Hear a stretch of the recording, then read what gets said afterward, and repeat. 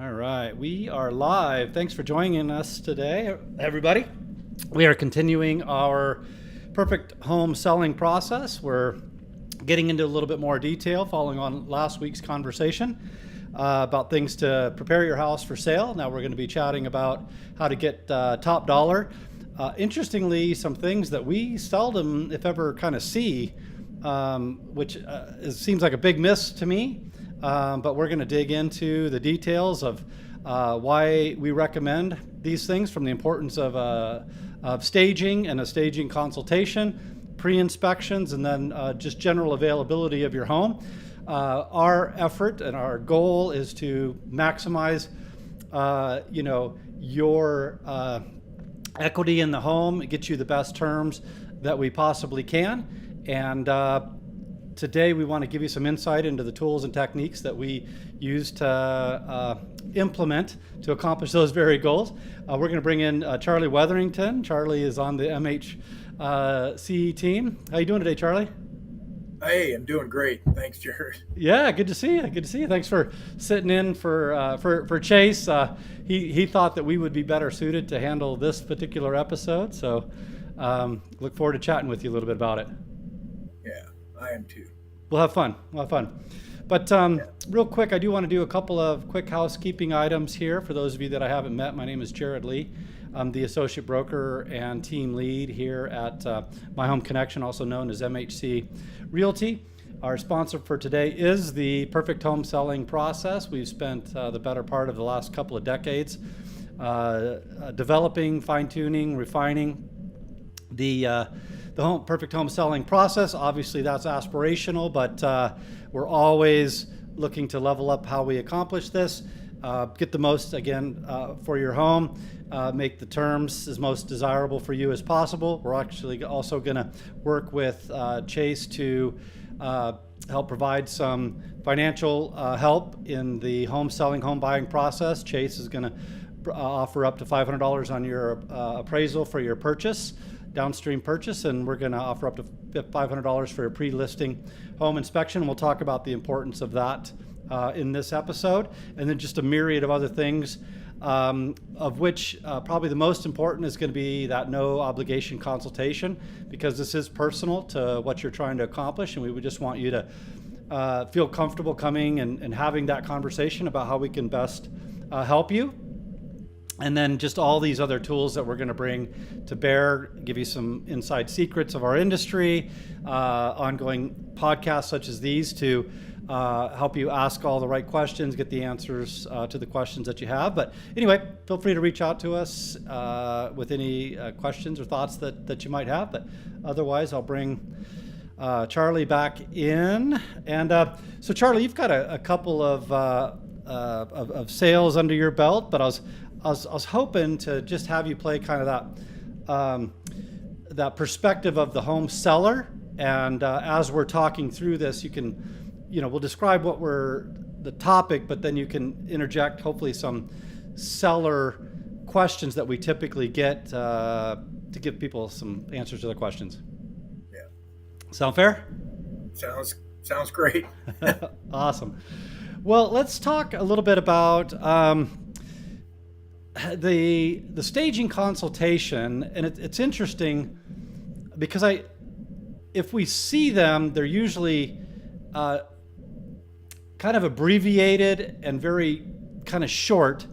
I think most agents might tell you, well, that's what I do as the agent.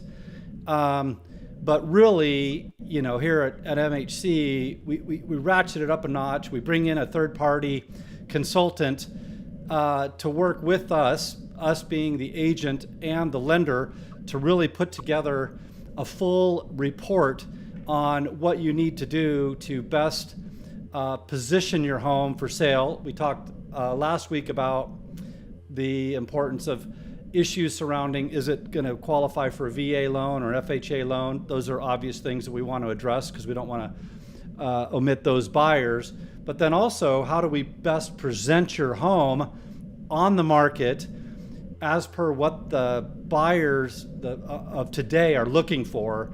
So this report really brings that third party in that deals with these these homes on a day-to-day basis, sees what buyers are looking for, not looking for, all the way from colors to, I guess, home accessories and all manner of stuff. So, I think that this consultation is significantly or often overlooked, but a large portion of what helps us to be successful in our listings.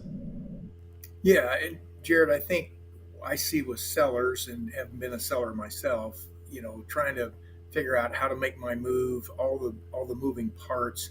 And granted, I'm living in the home while it's up for sale as I make that transition. So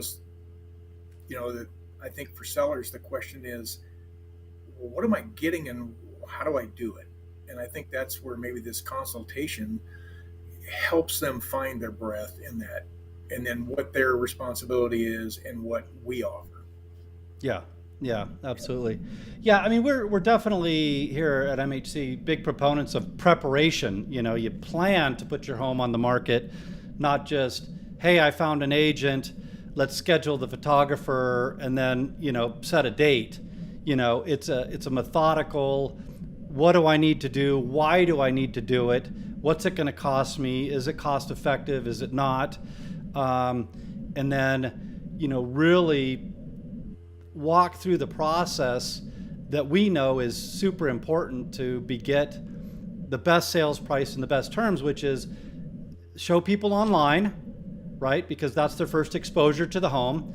It has to be presented in a manner that encourages them to come to the home, because they're not going to usually buy the home if they don't put feet in the home, or at least have their agent video it.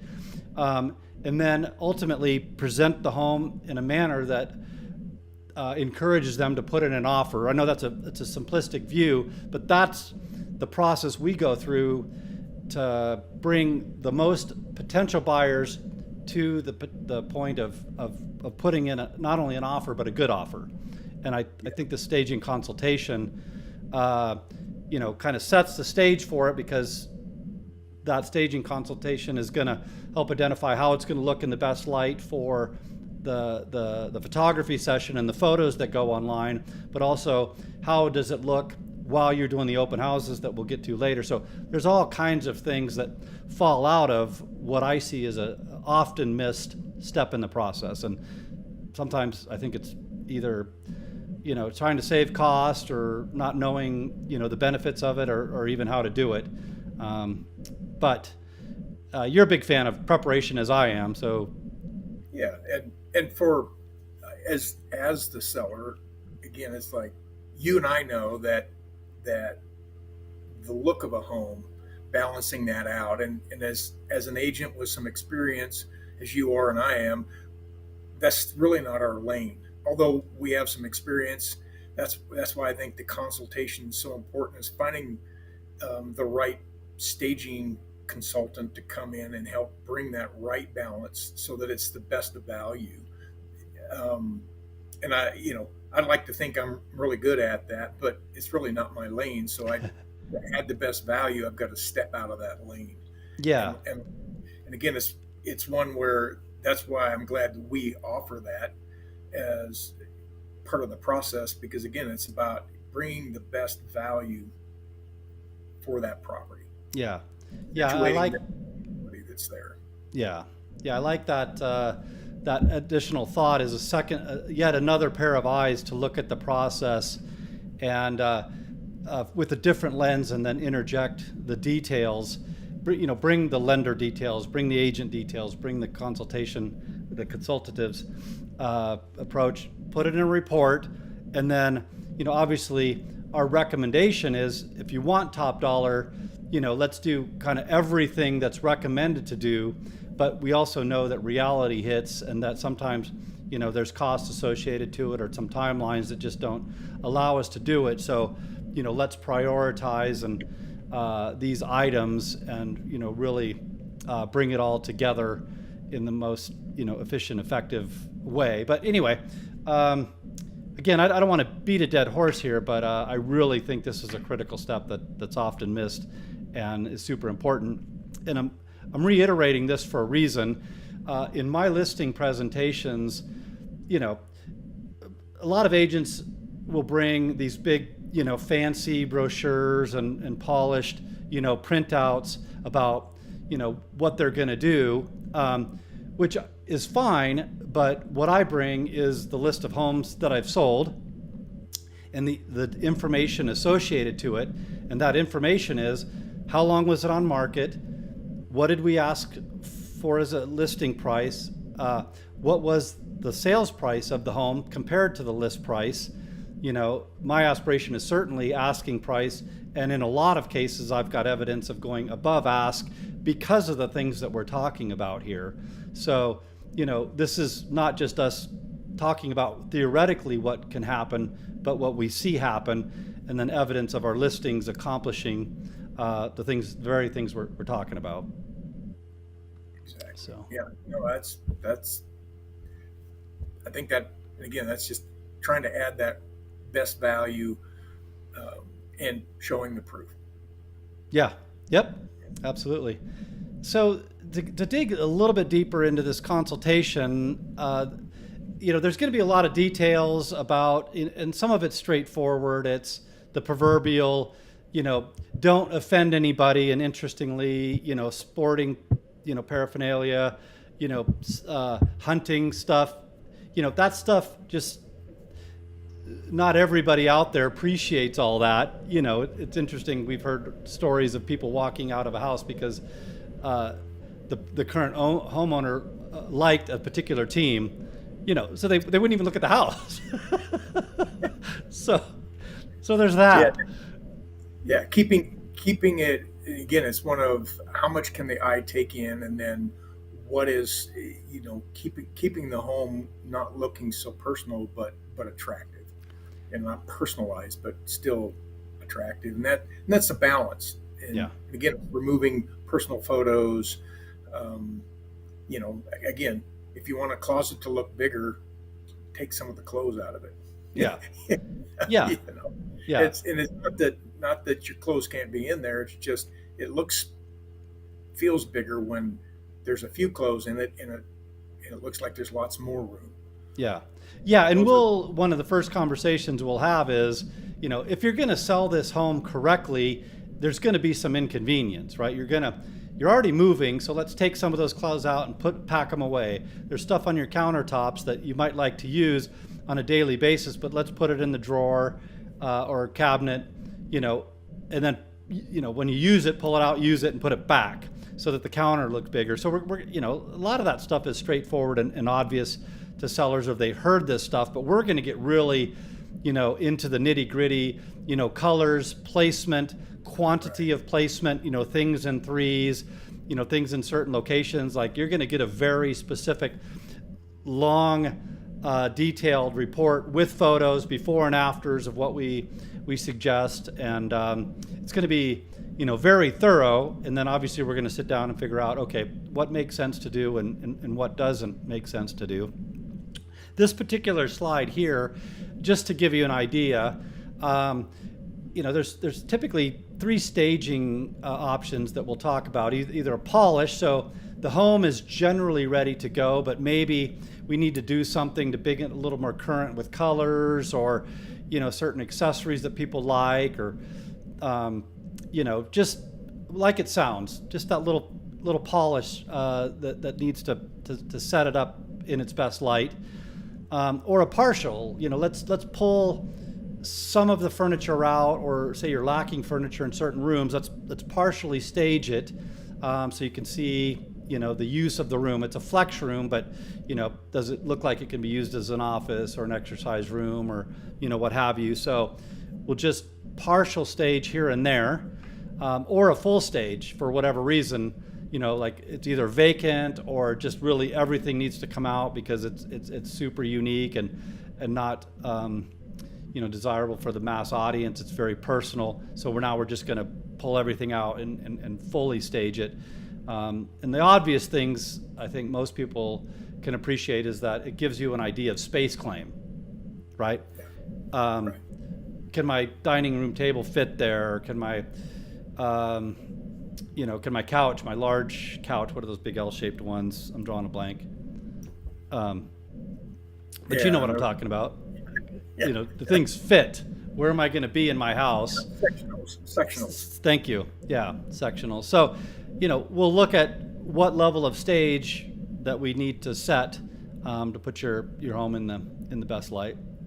Well, Jerod, you bring out a really good point. Every home's different, and every seller's conditions are somewhat different. So all that has to be taken into consideration for balance. The homes, if they're going to vacate it, the home's going to be empty, then that's a whole different discussion about how you balance the home. If they're going to be living there, again, and let us do open houses on the weekends, so they're going to be out of the home a bit. It's a balance there. If it's a 2-story or it's a 3-level, and all of that, even the entryways, the doors, it's so that every home's got to be looked at as an individual home. And as a seller, I'm going to have my opinions about what I think I want it to look like. Yeah. And then have that, again, so it's a collaboration. It's and that's where working with a staging consultant, my experience has been, I've had such positive experience with getting somebody who does this for a living that is confident as I am in what I think's right. It's always been better when I've had that person come in and look at the home, and you hear what they talk about when the consultant is giving some advice, and you see the experience where they've done 3 or 4 homes of that same footprint and how it's worked better one way or the other, and where lighting is, a lamp here, maybe a piece of artwork there, and it can be lightly staged and still be as effective. And so really leaning upon that, and that's where they can help us decide whether it's a polish, a partial, a full stage, a complete gut job. For those living in the home, quite often I was always told when selling was, look, let your garage be the place where you put the stuff. So we would box up clothes into the big closet boxes and take it out to the garage and just stack them all up in there and make things look, bigger and more inviting. But yet everything else needed to be neat and clean. And again, it's like, I didn't think I needed, when I first sold my first home, I didn't think I really needed it, but the value that we got from it showed me that, and so then as an agent, to me, it's just a no-brainer. Yeah. If you're going to sell, for top dollar, which everybody wants, right? We don't talk to sellers that say, hey, I can appreciate, I mean, there are probably some out there that, I can appreciate that my home isn't ready for top dollar. We don't hear that. We hear, I want to sell it for top dollar, but when we say this is what it needs to look like to be ready for top dollar, they're like, oh, but that's what we're going to share. But then begets the conversation around, can you see why we might need to come under, because this is what it should look like if you're fully ready for that top dollar buyer, and we want to help you get there. So let's talk about what it's going to take to accomplish that. So Jerod, as a seller, do all sellers pay for that staging? So it depends on your agent. I personally, and I encourage our team, that's part of our listing. These are costs and efforts that we incur. This is part of our job. I don't quite understand how other agents can justify telling a seller to pay full commission and then pay for those costs. I think it's part of the service that we provide as a full service listing agent. There might be situations whereby if it takes a while, then there might be a conversation around, hey, this full stage is very expensive. We will incur some time with that staging. If you want to keep it longer than that as a homeowner, then that's your call. So that might happen, but typically we're selling it, before that time expires. But good question. But that's up to the agent about how you determine that between the two of you. Okay. Um, So as a seller, I can ask that question, yeah, and when somebody says they're full service, and what does that really mean to yeah, them, and the value of that? And again, it's the consulting. The consultant is another fee, and yep, it's about a fee. Again, it's a service, yeah, but it adds again trying to get to that best value out of the market, because no every home sells for the best, it's best in its market. yeah, It's presented correctly. yeah, yeah, yeah. I mean, I think that's super, important to know is, um, you not only are you trying to get the best for the value that you're at today, but if we're going to accomplish that over ask price, not only do we have to present well, but we have to have a massive wow factor, because somebody's going to have to commit to paying over asking price and to waive appraisal. What that means is that there's an out of pocket expense above what they're buying it for and what a lender is going to give them for it to finance. So, I'd love, and we've done this quite often, surprisingly more than one would think in our market, to sell it above ask. But man, you gotta have everything, all I's dotted, T's crossed, presented well, and that's what we're talking about is, how do you give it that wow factor and drive as many buyers as you can to solicit not only an offer but multiple offers so it becomes competitive, or somebody doesn't want to lose out on that home, and nobody's going to do that without a large degree of wow factor in the home. But I'm just sharing that we can do that. There's no reason why you shouldn't have a staging consultation, that you shouldn't stage it, that you shouldn't be fully prepared. Your timing on the market, when you go on market is pre-planned, and then how you go on the market. Do you do a coming soon? A lot of things that we're not going to get into details about today, but it's a formula that we've mapped out, of which we're sharing some of the details today, to get you top dollar and or above, or to get you very desirable terms that might be even more important to some people, because they've got nuanced situations such as an illness, somebody with illness in the home, or pets that are difficult to get out of the home, for many showings, or a protracted close because you've got to move out of state, or whatever it is. The terms can be super important as well, so we're attentive to all of that. Right. Yeah. Good So. point. Yeah, let's see. So the other thing that I wanted to bring up today is the importance of a pre-inspection. In my experience, you'd prefer not to find something wrong with the house when you're in contract, right?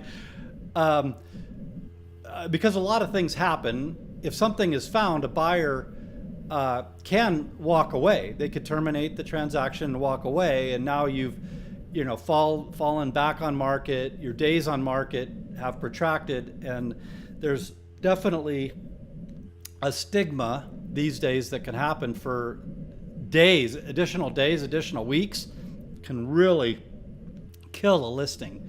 The stigma is bad these days. People wonder why a home isn't gone in days and weeks these days, where it used to be the average was months, and it wasn't ever a thing to see a home on the market 3 to 6 months. That actually meant it was a healthy buyer seller market, where now people wonder, why is it on the market for a month? What's wrong with it?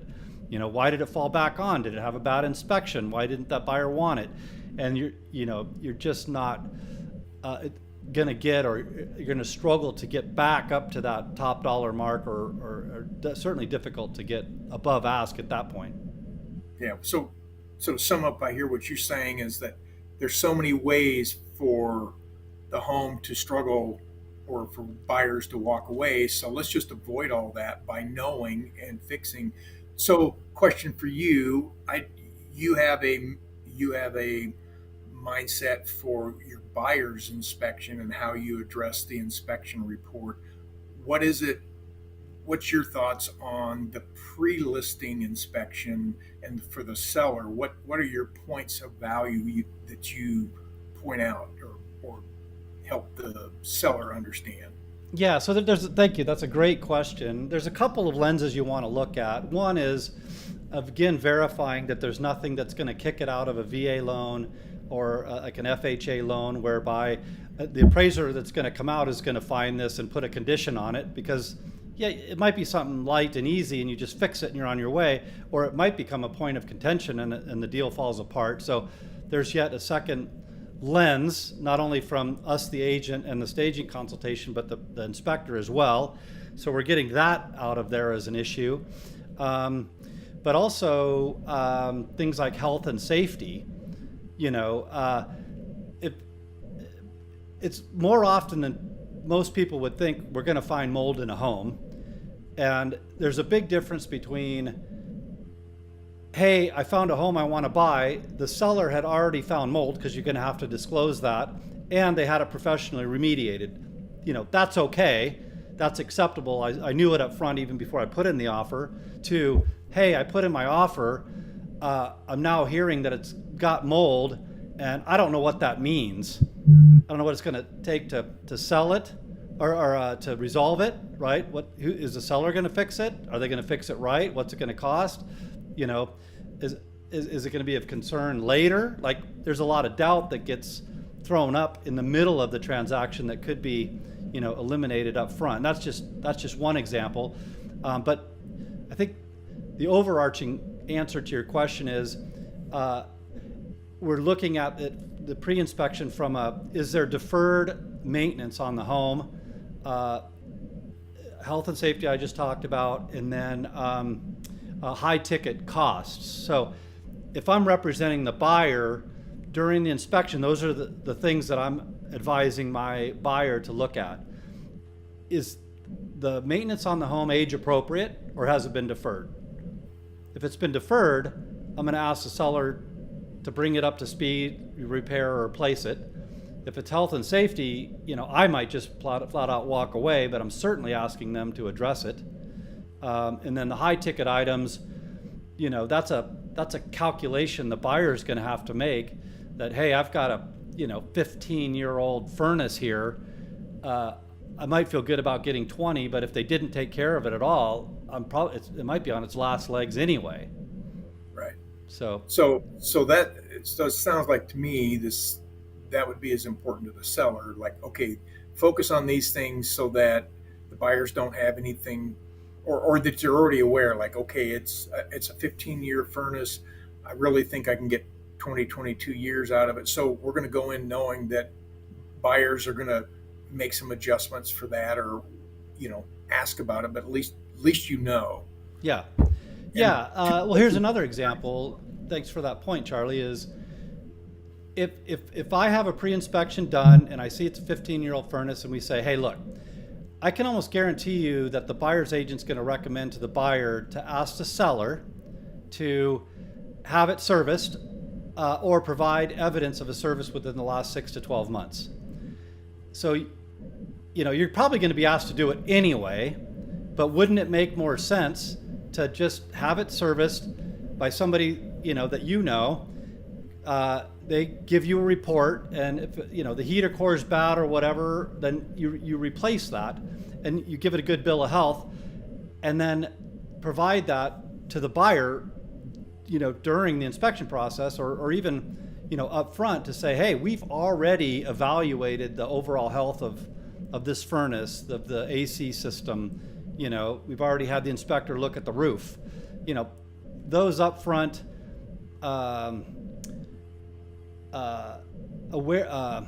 level of knowledge is super helpful to a buyer in confidence in buying the home, right? Because that's what we want to instill to get top dollar or above asking price is, hey, this is as turnkey as I can find, and I'm willing to pay, again, top dollar or above, because all of these things. But if I don't know if the furnace is in good shape and well maintained, if I don't know the life expectancy of the roof, all of these things, why would I go out of my way to really step up to the plate to buy this home?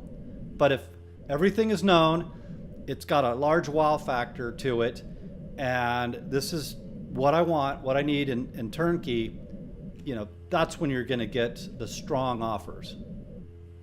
Yeah, and I think as a seller, I really, to be honest with you, if I'm a seller, I only want one buyer. A good one. Right? I just want one buyer, right? So I got to do the things I think are important enough so that I end up with multiple people that want it, but I only have to deal with one buyer.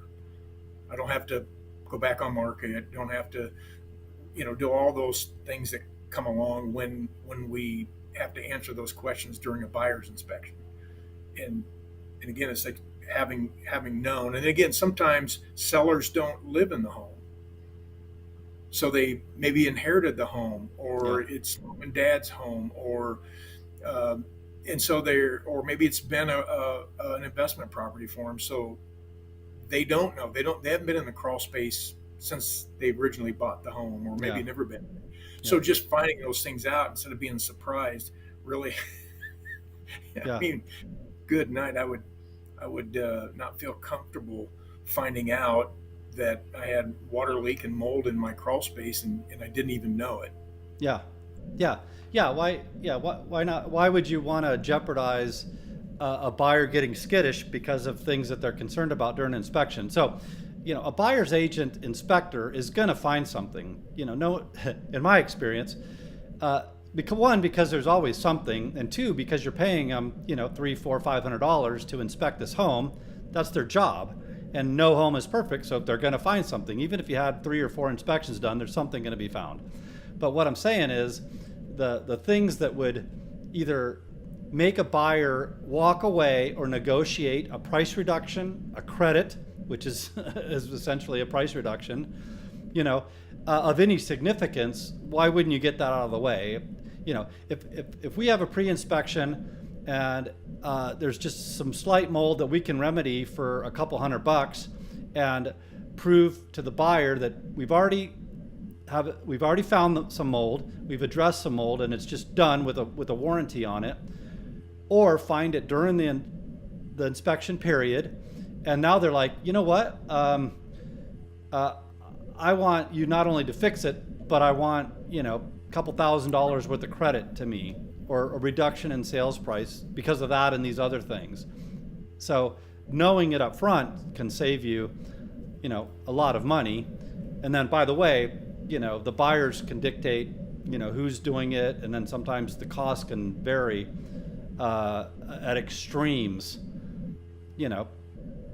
Anyway, we'll get into those details today. Maybe we'll have a follow-on episode with an inspector, but I'm just saying, depending on the type of mold that you have, it could be hundreds, or it could be thousands, or even tens of thousands of dollars, to identify. Anyway, that's a long conversation, as you can tell. No, but there's such a value to know, even if you've lived in the home, to have somebody crawl and take a good hard look in your attic, take a good hard look in your crawl space. Maybe you've been watering excessively, and now you've got a little bit more moisture intrusion under the vapor barrier. Okay, it's going to dry out. You just cut back, but that way you can know that, find it. There's no mold, there's just extra moisture buildup under the vapor barrier, and so you cut back on your irrigation, get it balanced out right, and then by the time you're on market, it's a done issue. And I'm speaking from things that we've run into putting homes on market, getting in pre-inspections and finding things, and it's one of like, wow, I'm sure glad we found that. It was easy enough to solve that problem. And then then there isn't a suspicion, there isn't any of that worry, right? And it's like, what's $400 or $500 toward getting the best value, rather than getting buyers into their inspection phase and having 3 or 4 days of sleepless nights, wondering whether you're going to get through the process. Yeah. If it's something that you found that a homeowner can address or a handyman can address, that time and cost is much different than finding it during inspection, and then a very cautious buyer saying, no, I'm going to have a professional and a licensed, bonded, on and on and on, basically doing the same thing, but for much more money at the expense of the seller. Anyway, I don't want to spook anybody, but there's just. No, but you're just saying that. I mean, again, it's like, I can understand buyers are going to be cautious, So let's do what we can as a seller to assure them that, first off, we take due diligence in this home. And I like making sure that that pre-inspection is made available at the buyer's request. Yeah. Yeah. You know, that way it's there, and it's there for any buyer that wants to look at it. Yeah. And so, because I typically, if you've had a buyer that had an inspection, it's their inspection report. You don't get to share it with other people. If down the road you can say, oh, well, these things were found and we fixed them. You don't get to share their inspection report, but if you've had your own inspection, you're able to share that because it's yours. Yeah. Yeah, and I'm a little hesitant to share this thought because I usually don't like to compare selling a home to like selling a car, because some people do the whole price negotiating thing and it's just a different animal. So you don't sell a home like you sell a car. But it's occurring to me in my mind, if I was to buy a car or to look at buying a car and somebody said, hey, I already took it down to a mechanic and they looked it over, and now I'm asking for X dollars, and a buyer says, I like the car, it's what I'm looking for, and they had a mechanic look at it and gave it a clean bill of health, I'm far more likely to either buy it or buy it closer to what the asking price is. So I think that's a fair, analogy there. It's just been given the once over, and you're talking, a couple $100 to save you potentially, a lot of headache, a lot of cost, and maybe some delays. And again, the worst case is you fall back on market, build the days on market and a stigma, which is very frustrating and can be very costly. Well, and as you've been a buyer's agent as well as I have, and it gives us a sense of confidence with our buyers that, hey, this pre-inspection was done, or pre-listing inspection was done, and we can see now when we get our inspection done, can verify what was reported. It builds confidence instead of leaving things in the air.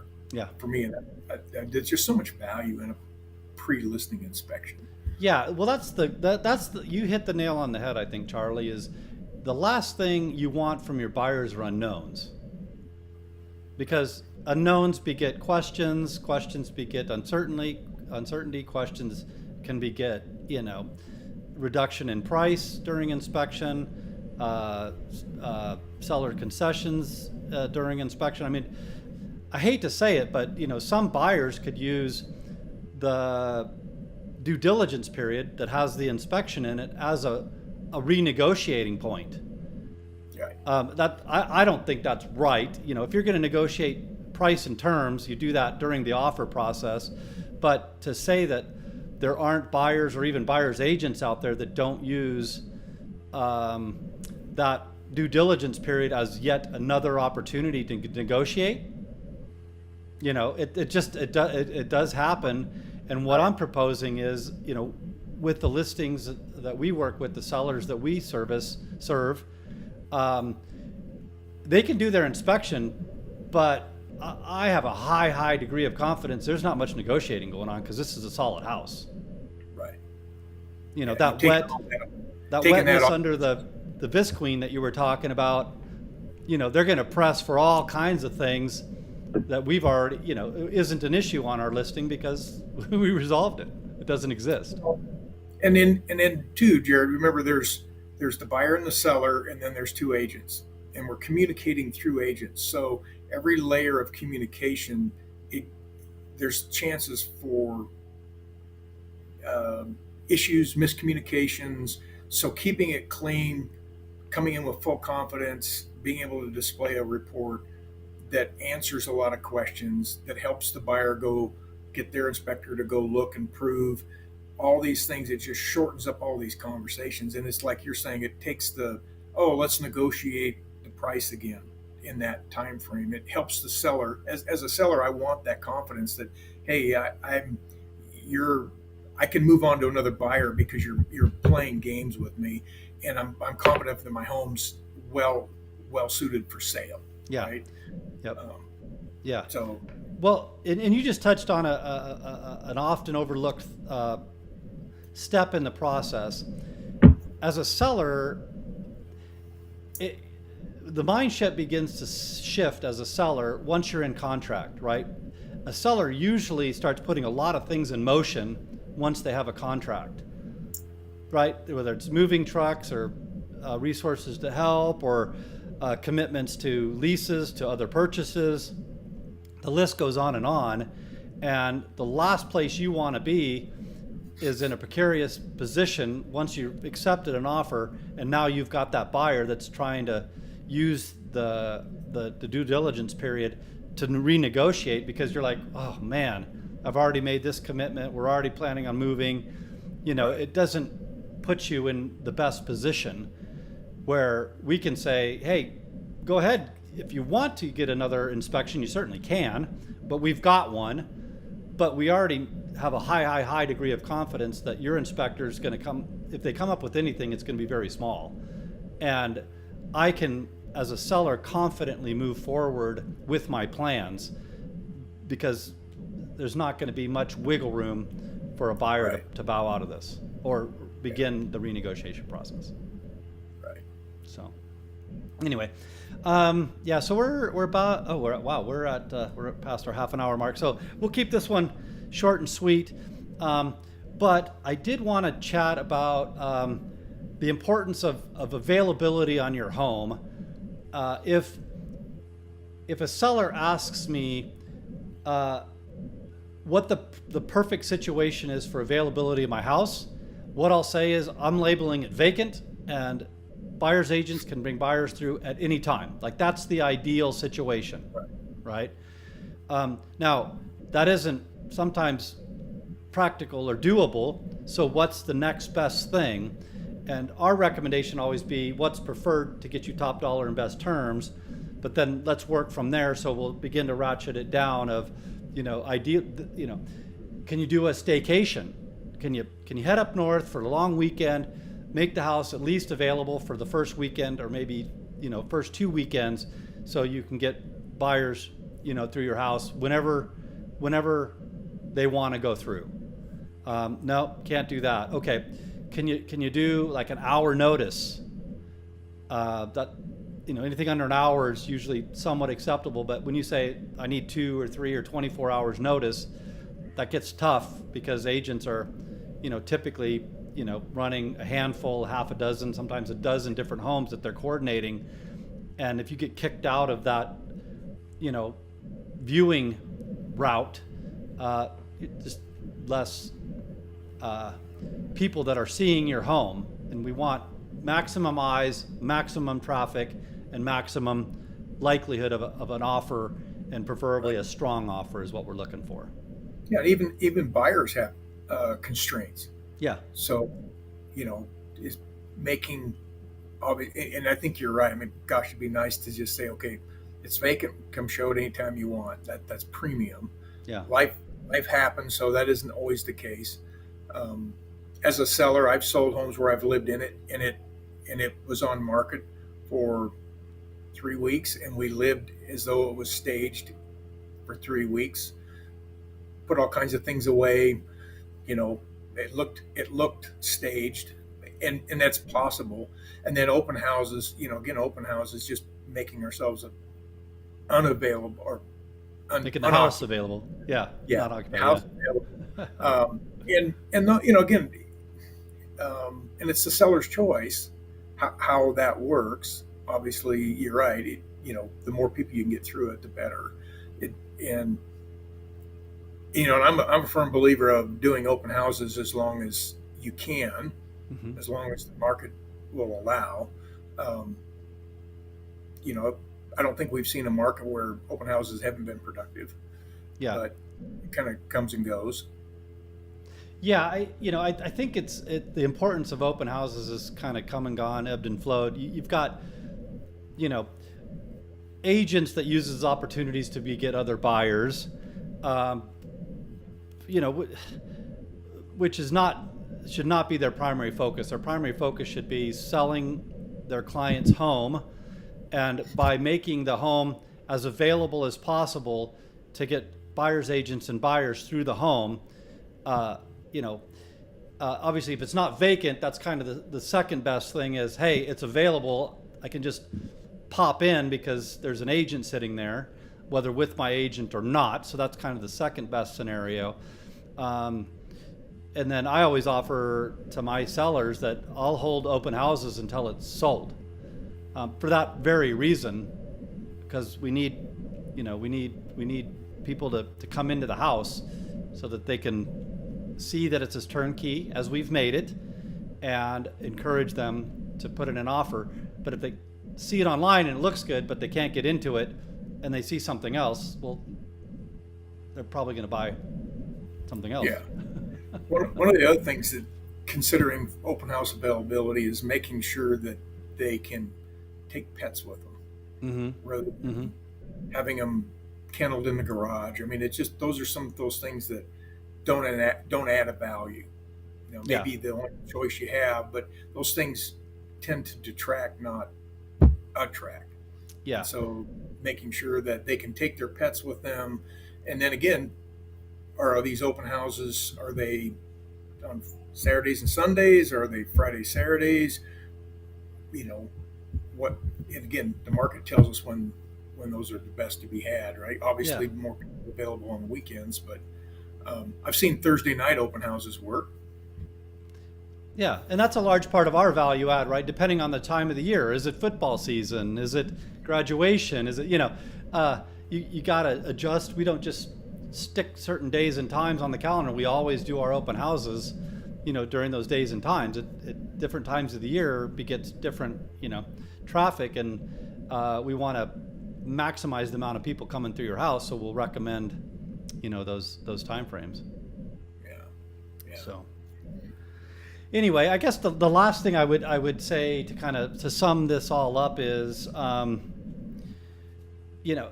if you do the things that were recommended, it's a formula, and it's a successful formula that begets an efficient transition from your current home to your new home, getting as top dollar as you can, in some cases above asking price, and with good solid terms that map to what you're trying to do and how you're trying to do it, right? What's the escrow period that you have? Can I get a rent back because I really need to make that transition efficient? I don't have an interim housing situation, and I need to close, and I need to be in there a couple days after closing, so I'm going to become a tenant for a couple of days. Like those are the things we can negotiate from a good, solid, committed buyer. But if they're kind of lukewarm about it, one, we might lose them, or two, they're not in a position to offer us terms that are going to make things, more pleasant and enjoyable for you. So we want to create the best overall situation in the process of selling your home. Well, and you said it up front. It's having a plan and then executing on the plan. So you got to have the discussion about what is the plan, what are all the execution points, and then just agreeing to stick with it brings your best value, whatever that is in the market. I mean, whether it's over asking, it's still a little under asking, but it's getting you the very best that the market will bear in a timely manner. But if you don't have a plan, or you're rushing it, or you're skipping some of these things, then the chances of success obviously degrade quickly. Yeah, and you might be successful in selling the home, but how painful was it? How much did you have to drop the price? How much concession did you have to give? Did you fall on and off the market once or twice, and now the plans and the commitments that you tried to make, and juggling and all that. So it's not just, was I successful in selling my home and buying another one? It's, what did that process look like? How much did I upend my life, and how much money did I leave on the table, and all of that. So there's a lot to think about, and our objective at My Home Connection is we want to serve you such that it's how do I phrase this? We aspire to have repeat and referral business, right? And we know that to have you come back to use us to purchase or sell a home later, we need to far exceed your expectations. Yeah. Right? For you to refer us to people that like and love, we have to far exceed your expectations. Otherwise, why would you give our name out?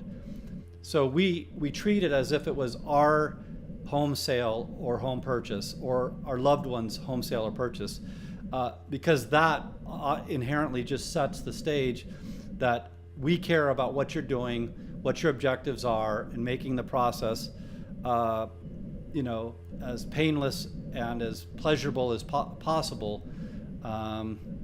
Anyway, I hope that gives you an idea of what our lens is. Well, it's been a great conversation. I'm glad we did this. I'm glad that we're able to have this conversation and really talk about what it means to plan to sell your home. Yeah. And how you prep for that.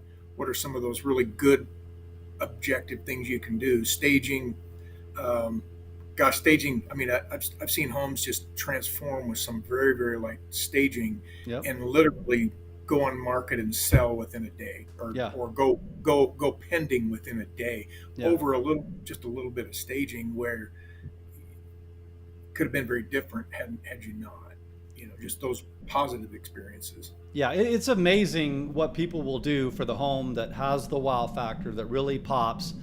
That's in this day and time, that's super desirable, and people will do all kinds of things to purchase that home, which benefits you as the seller, because we can get them to show the degree of which they're committed, to the process through a great pre-approval letter with some commitments in either increased earnest money or strengthening of terms, that you might not otherwise get. But anyway,